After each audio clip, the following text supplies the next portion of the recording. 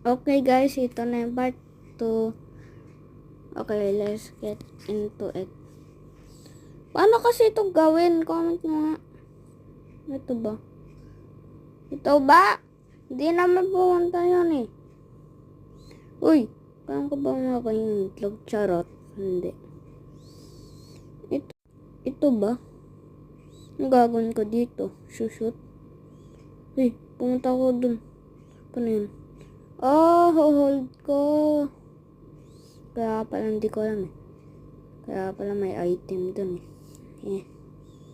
Ba't may watermelon dito? Uy! Okay guys, malapit na ma-end yung video. Kaya sabihin nyo na lang kung part 3 na. Uy! Okay, ay! Uy, paano ako na-survive? Uy, paano ako napunta dito?